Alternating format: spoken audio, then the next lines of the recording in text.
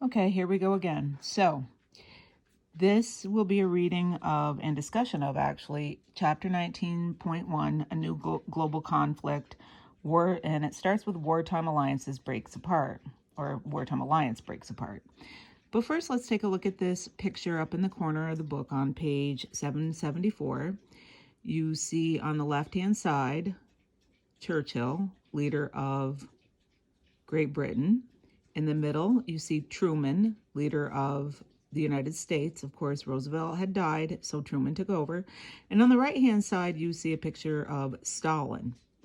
And they're all shaking hands. And it's really one of those situations where the enemy of my enemy is my friend. The three men did not trust each other. Well, actually, I'm sure Roosevelt and Truman were okay with each other, but they didn't like Stalin, and Stalin didn't like them. And again, as soon as the war was over, they went back to open dislike. You can see that they were shaking hands at the Potsdam Conference, and like we said, or like I said in class, that is not Potsdam, 60 miles from us. It is Potsdam, Germany. Let's read the purple part at the top.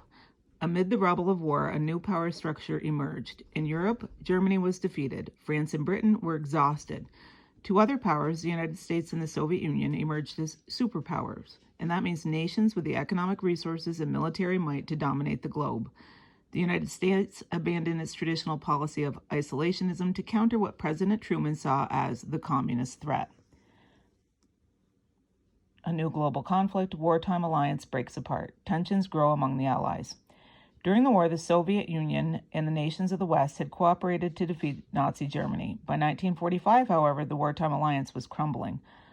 Conflicting ideologies and mutual distrust soon led to the conflict known as the Cold War. Well, what does conflicting ideologies mean? It means that their governments and beliefs were at opposite ends.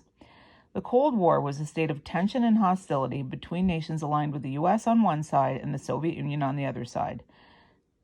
Now, the book says there was no armed conflict between the United States and the Soviet Union, the major rivals during the Cold War. That does not mean there was no war. There certainly was. There were three wars that we'll talk about that were Cold War conflicts. They were in order: the Korean War, the Vietnam War, and the Soviet invasion of Afghanistan. Back to the book. At wartime conferences and post-war discussions, the Allies had forged a united front. At the Yalta Conference, Churchill and Roosevelt accepted some of Stalin's demands regarding Eastern Europe. They also agreed to the Allied occupation of Germany, which was supposed to be temporary, and the principle of reparations.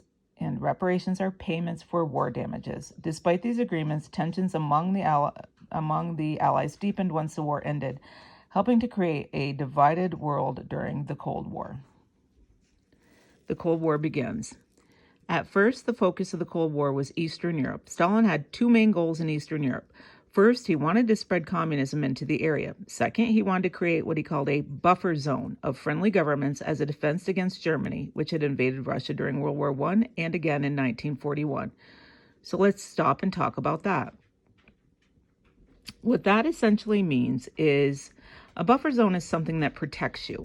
And Stalin just said, look, every time we get invaded, every time we turn around, somebody's trying to invade Russia, whether it was Napoleon during the French Revolution or Germany in World War I and Germany in World War II. And he said, I need protection against the hostile Western democracies. So these areas that I've gone in and freed from Hitler, I'm just going to keep control of them.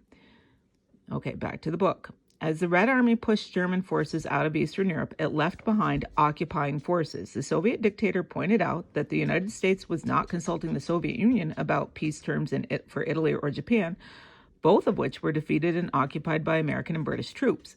In the same way, the Soviet Union would determine the fate of the Eastern European lands that it occupied. Roosevelt and Churchill rejected Stalin's view, making him promise free elections in Eastern Europe. Stalin ignored that pledge.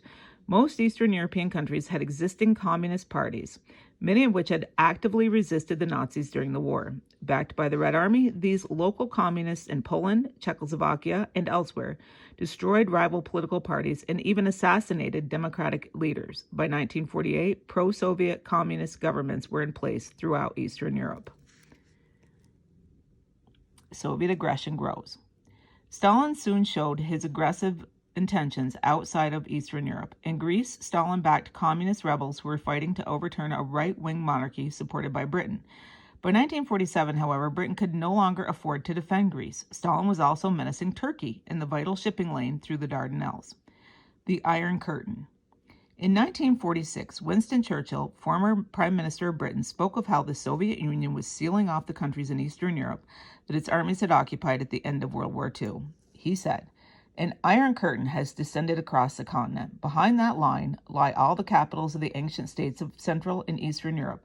All these famous cities lie in what I must call the Soviet sphere, and all are subject to a very high measure of control from Moscow." Well, what would an iron curtain look like, and what would that mean? It's a symbol. It's a, it's a reference to the fact that there was absolutely no information coming out about what was going on from behind the imaginary Iron Curtain. Please remember that the Iron Curtain is just a symbolic. It is not real. There was no actual Iron Curtain. It would be, thousands of miles long and did not exist. I do have kids get that, mixed up every year, because part of this topic is also the Berlin Wall, which was real. In the West, the Iron Curtain became a symbol of the Cold War fear of communism. It described the division of Europe into an Eastern and Western bloc. In the East were the Soviet-dominated communist countries of Eastern Europe. In the West were the Western democracies led by the United States. The Truman Doctrine. President Truman saw communism as an evil force threatening countries around the world. To deal with the growing communist threat in Greece and Turkey, he took action. On March 12, 1947, Truman outlined a new policy to Congress. "I believe that it must be the policy of the United States to support free people who are resisting attempted subjugation by armed minorities or by outside pressures." This policy, known as the Truman Doctrine, was rooted in the idea of containment, limiting communism to the areas already under Soviet control. Stalin, however, saw containment as encirclement by the capitalist world that wanted to isolate the Soviet Union. So let's talk about the Truman Doctrine for a minute and the policy of containment. Let me just figure out if I can switch the camera. Okay, it appears that I can't, so sorry about that. Okay, so what are we talking about here? Containment was the American policy of stopping the spread of communism. In particular, the Truman Doctrine was one thing that we did as part of our containment policy. So how are you going to remember that? Well, and I may have already told you guys this story, I'm not sure, but here's how we're going to remember it. So here's a little story for you. Thanksgiving, I made a turkey, and I'm sorry to say it was the greasiest turkey ever.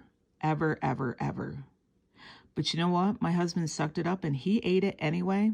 You know why he ate it without complaining? Because true men eat greasy turkey.